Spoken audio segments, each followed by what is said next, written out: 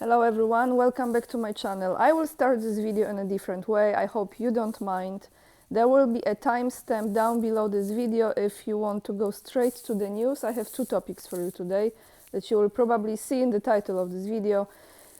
But what I really want to start with is this, and I want to share this. It's a personal story, but why I decided to share it with you is because I believe that we can inspire one another, learn from one another, and perhaps this will serve someone who in the future will have a similar situation. So what I'm talking about, as you know, thanks to all of you, quite a while ago, and that was in February, I crossed a certain point in my YouTube evolution, and that is reaching 100,000 subscribers, which to me symbolizes a lot. Okay, and when you have this number of subscribers, most of the time, well, that's part of that agreement in a way, YouTube gives you an award that is a silver plaque that says congratulations, you've reached this number of subscribers, great job, etc. Then you go higher, so you have the gold one for 1 million, and then you have diamond one, I think is for 10 million. I'm not sure if there is any other above that. So since February, well, I gave it actually a few weeks, and when I reached this number, actually I have to backtrack. When I reached this number, I was in Moscow, and I remember I was so grateful for this journey to reach this number because it symbolizes a lot to me. It symbolizes persistent, not giving up, being committed to create those videos regardless of the number of views, you know, because I know sometimes people just care what is the number of views, and if you don't have many views, you just stop putting the videos out. But this is not my approach. I know many of you are waiting for the videos. Sometimes it's less views, sometimes it's more, but there is still someone who wants to maybe see the places where I go to or hear the news. That's why I continue, and I think you can tell by now I'm very persistent. I have days when I don't put the video out, that sometimes I need to recharge, like we all do. Nevertheless, where I'm going with the story is that since February or March, I was reaching out to YouTube asking when or how I can get this award. Actually, what I've done, I waited a little bit longer. Then I had a little bit more than 100,000 subscribers to, you know, to feel like I'm eligible for this. And I kept on getting the messages, our team is working on this, our team is working on this. And finally, I found, how many months later now we have? 8, 9 months, like full pregnancy. I got someone who was in a customer service who was really helpful. I manifested, I guess, my angels, God, who knows. And you know, this person took it to the next level. And even though the team was getting me the answers that they don't give awards to someone who is from Belarus, Russia, North Korea, I forgot, Iran, and one more place. That was the response. So I had to prove again that I don't live there, that I travel there, and that was the rejection, this constant rejection, just traveling there and putting a lot of content from there. However, I didn't give up, and finally I received this, okay, which to me symbolizes more than 100,000 subscribers. This is much smaller than they used to give, so I don't know, they got cheap now or greedy or it's too many people to give it to. I want to say to you guys, first and foremost, I am immensely grateful because this is because of you that I have this, okay? I wouldn't have this 100,000 subscribers if you wouldn't be here. It's a symbol. Oh, you can hang it, look, you can hang it. It's a symbol, and you know what is the symbol? It's the symbol of one thing, creating the content and not giving up. I went through many challenges during this 4 years of having this channel, personal challenges. You know, you follow my journey with my father, moving the countries, and probably very soon again. So It wasn't an easy journey. Financially, it was also not always easy. I just want you to know. And I'm not living like really luxurious lifestyle like some people think. I'm not. Even though I travel a lot, but I decided to do this, taking big part of the money that I dedicated to it. So no one sponsored this. I never had any paid sponsorships on my channel. And because of the grace of God, you being with me, I believe this is a symbol because I didn't give up. You know, I could give up and say, you know, screw this, I don't need this, it's just like, you know, people put it there. I don't want you to give up. That's why I did it. I don't want you to give up, even though they will be throwing on you things like you live there or you travel there or whatever. Don't you ever give up. If you know that you deserve something, rightfully so, this is your self-love and self-worth. That's what I want to say. That's why I know it's a long 5-6 minute talk, but it's part of this channel and it's part of this journey, and I want to encourage you to know your worth, not be aggressive about it, but to represent this for yourself. That if you give up on this, this is a symbol. If I give up on this, it means I don't deserve it. And if I don't deserve it, there are other things that maybe I feel I don't deserve. And you should follow through, be persistent, and trust me, sooner or later, you will get your reward. That's my point. Now, let's get to the news. I hope you're okay with me sharing this. And thank you for the 100,000 subscribers again. Now we have more, but you know what I mean. So Duda, Polish President Andrzej Duda made it to South Korea. And I came across an article, he's on his trip, that is talking about the weapons. You know, Poland has signed a contract, military contract with South Korea, and Duda is saying that we will not hand over weapons bought for millions from taxpayers' pockets.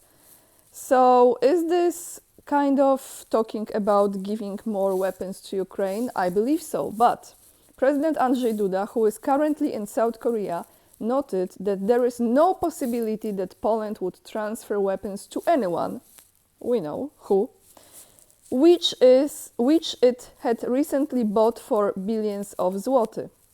During a press briefing, I listened to that briefing for a moment, but then I couldn't, because even when he speaks in Polish, it's really, you reach a certain point, you just can't, listen to him too long.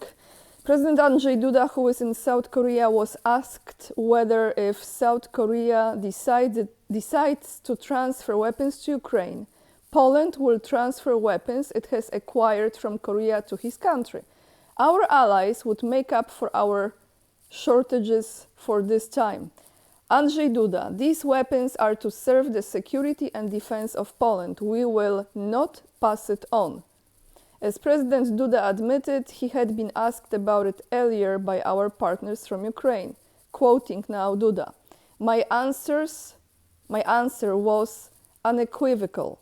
There is no such a possibility. As long as I am president, there is no way that we will give anyone the weapons that in recent years, in order to strengthen the security of the Republic of Poland, we have bought for billions of dollars from our common pockets, because these are the pockets of taxpayers. All of a sudden, look at this.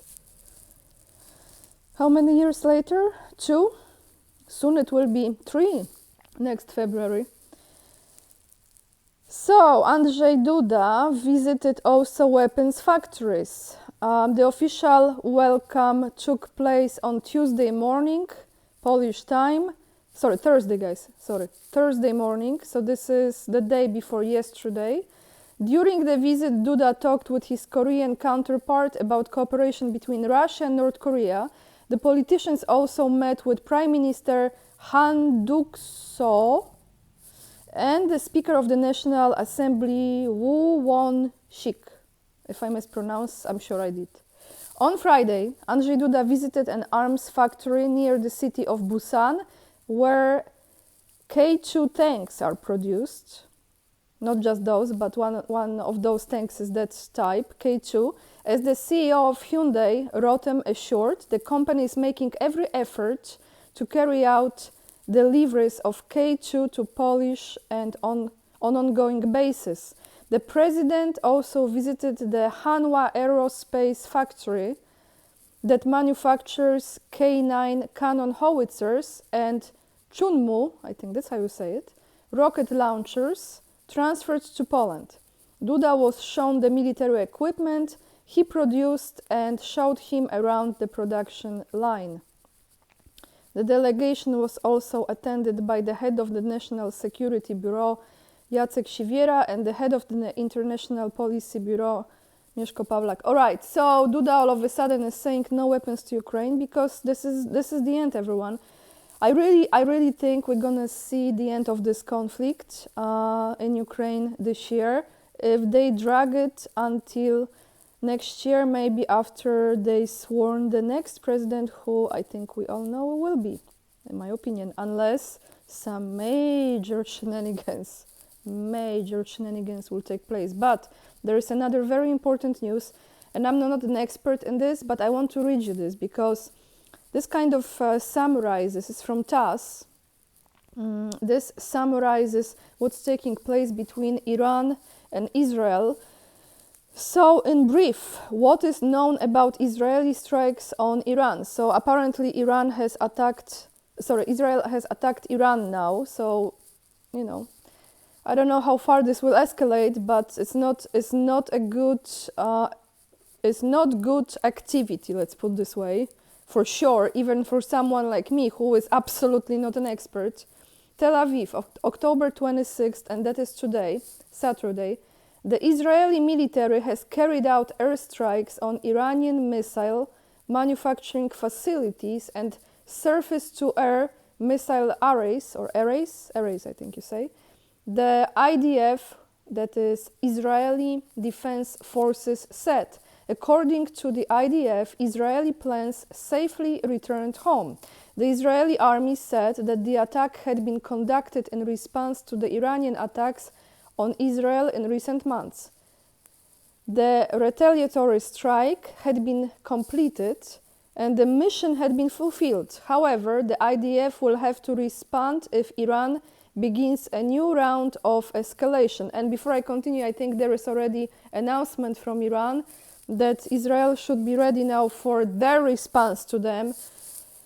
Oh my goodness, this is not good. The Iranian military in turn said that some of its facilities in the provinces of Tehran, Khuzestan and Ilam had come under attack, but Israel had only managed to cause limited damage. Tehran is ready to give an appropriate response to Israeli strikes, and TASS has gathered the main information about these developments. So what took place? Israeli operation and its consequences. Over 100 planes were involved in the 2,000-kilometer attack, including the cutting edge, like we are the leading edge, and this is the cutting edge. F-35, the Jerusalem Post reported. Israel hit about 20 targets. This is what the New York Times said. Anything New York Times said, I'm like, I don't believe. But I'm just reading this. The Israeli military carried out 3 waves of strikes and targets in Iran. Barak Ravid, political reporter for the Axios media outlet, said, citing the sources, the first wave focused on the Iranian air defense system, and the second and third waves focused on the missile and drone bases and production sites. The Syrian Arab news agency Sana reported that the Israeli army had carried out strikes on military facilities in southern and central Syria. The country's air defenses downed several missiles. Israel's preliminary strike on radar targets in Syria was aimed at blinding Iran's capabilities, quickly escalating into an offense targeting Tehran and Karash, I think you say, Iran's capital, and another strategic locations, the Jerusalem Post reported.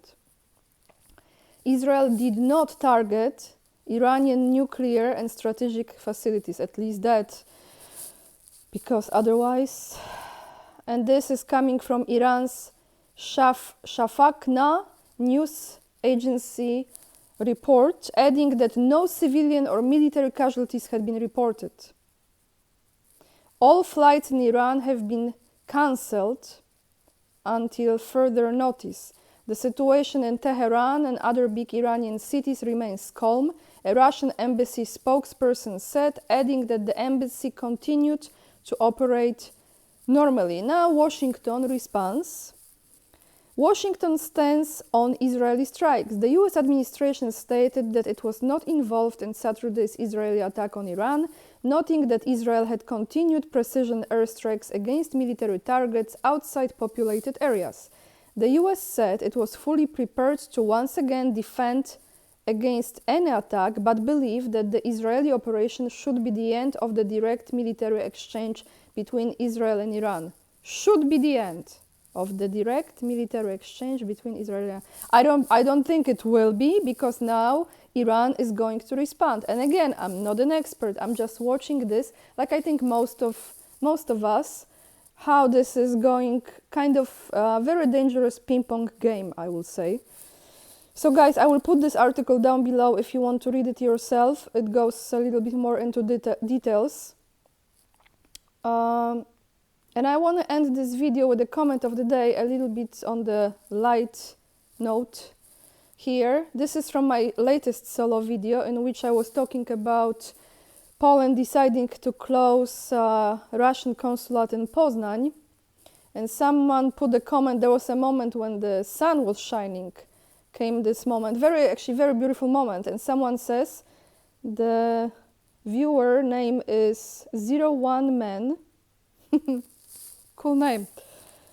It is kind of crazy, but if you carefully watch the video, the moment you spoke the words Russian Federation, the sun immediately came out. LOL.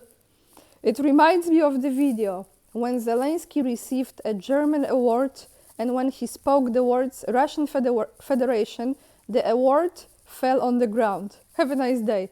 You too, have a nice day. I really like your comment, and yes, I pay attention to a lot of things, almost everything I can pay attention to, so I remember this moment very well. Thank you guys for watching. I really appreciate you. Remember, never give up, no matter what it is, what award it is, never give up. The links are down below in the description box, both to the article about Polish President Andrzej Duda, or as Lukashenko calls him, Dudu, also about the attacks between Israel and Iran now. Scary stuff.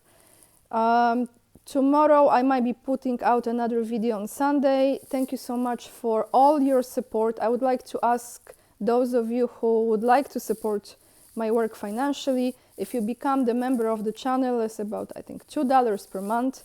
That helps me a lot too. You can be my Patreon as well, and also on Locals. If you are interested in the products, you see them down below. If you would like to buy the book I collaborated on with Scott Ritter, the Scott Ritter covering Ukraine, the Scott Ritter interviews through the eyes of Anya Kay. And what else? Instagram, join my mailing list, and that's all. Thank you so much for watching, for being with me on this journey, and for hitting the likes, sharing, subscribing, leaving the comments. I see you in another video. Lots of love. And remember, we are the leading edge, and we are saving humanity. Bye, everyone.